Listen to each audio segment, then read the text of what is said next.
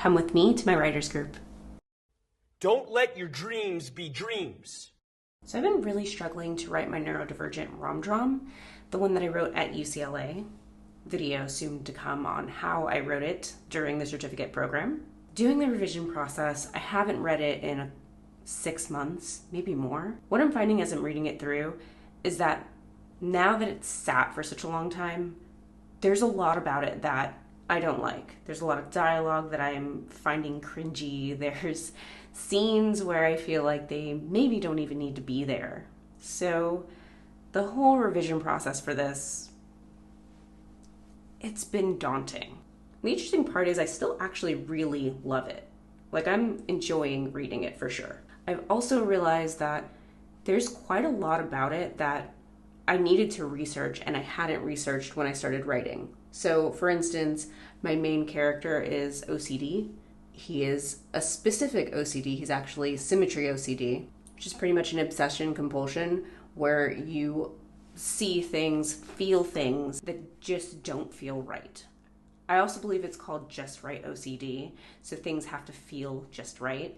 Your shirt sitting on you should feel pretty even to where maybe the seam sits on both of your arms.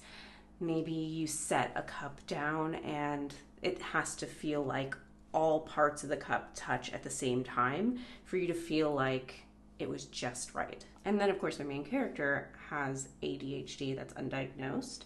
It feels super hard to have to talk while you're doing your makeup. I don't know how most people do that. Now, because I'm actually doing a lot more research now, that means a lot of scenes are completely changing. Like, so many scenes. And it's not to say that I didn't do any research when I first started writing the piece. It's just that when you start writing a project and you're actually under a certain time limit to get it done, there's not a lot of research that you can do beforehand, especially for something like this, where you kind of need extensive researching because there's a lot about it that you don't know firsthand and you want it to feel authentic when someone reads it. If you don't know my process of revising, I generally like to go make a separate copy of the master PDF. I like to go into my PDF and actually make the comments on the PDF. It will highlight it for me so that once I go through the PDF file, I can see where the changes that I've made are. In the comments, I actually start to write the dialogue that I want to put in. So it's kind of much easier for me when I get to the master document. It's so smooth, so quick. And then when I go into the master file, like Final Draft or Writer Duet, or any of the others that I use, like Scrivener. Yes, I do use Scrivener sometimes for screenwriting. I then like to follow along that PDF and make those changes as I go. And that is why I do it on the PDF first, because I may change my mind, I may get another idea and something else may come up. Well, I find that sometimes when I'm going through the revision process, I do have to talk about certain scenes with someone. So I have been talking about them with my boyfriend. Usually he's kind of my sounding board. He'll tell me if it sounds like it works, or he'll ask me questions if it doesn't work, and then I'll have to figure out that plot hole. And so that's usually how the revision process goes for me. When you write your UCLA script, but typically they're following the structure of 120 pages, which is a 2-hour movie. Mine came in at 122. I did not mean for that to happen. As a matter of fact, a lot of people will tell you 120 pages are way, way too much. You want to stick to like 90 pages, which is an hour and a half. But for this particular concept, it was so hard not to write 120 pages the full 2 hours because mine was a little bit complex the way that I started it. I kind of started it right at the moment, the epiphany of having your 1-week romance turn into forever. And then I wanted to explore the rest of the movie, everything that comes with forever after 1 week of knowing someone, because I basically based this off of the ending of Leap Year. Now, UCLA actually has this feature of the program. It's a benefit. You can submit your final work after you're done with the certificate program to a teacher of your choice, and they will give you feedback.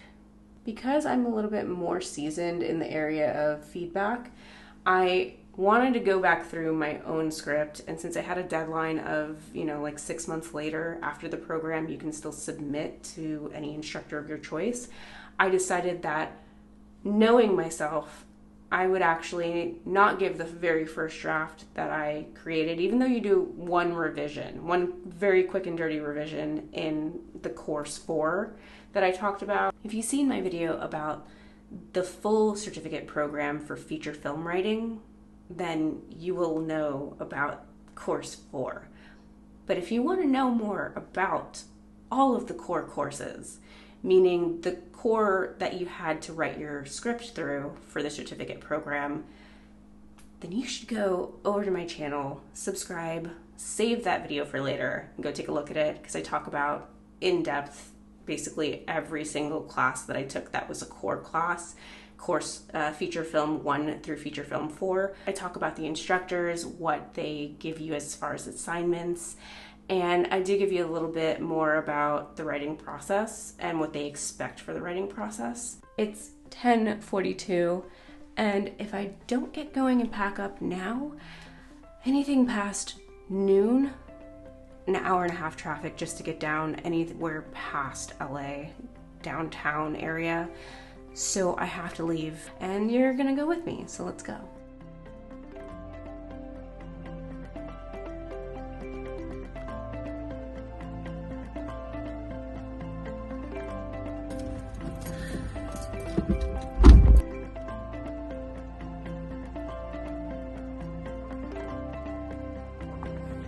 It's a bit of a drive, but much more worth it for me to travel down to my old writers group and be with people that I enjoy writing with.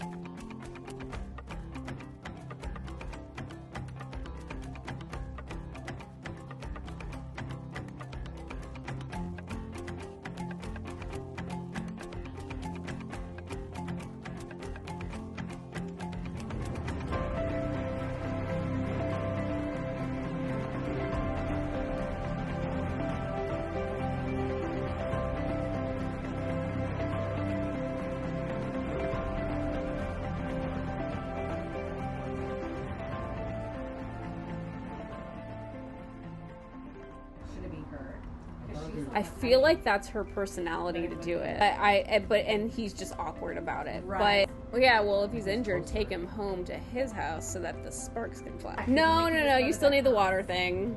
You just need a little something. You don't need like all of it.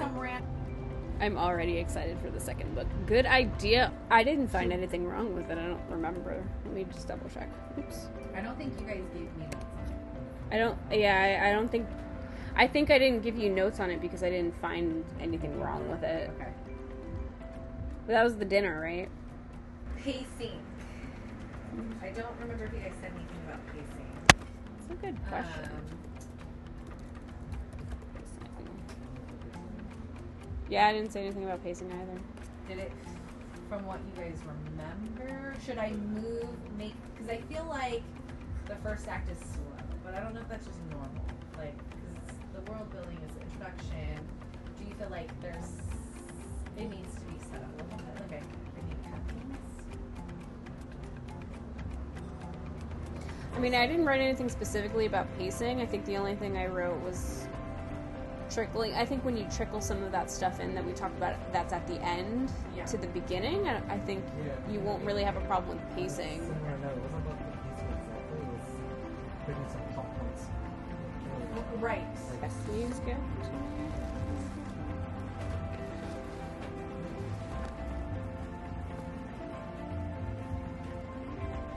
This is so cute. How'd you find this?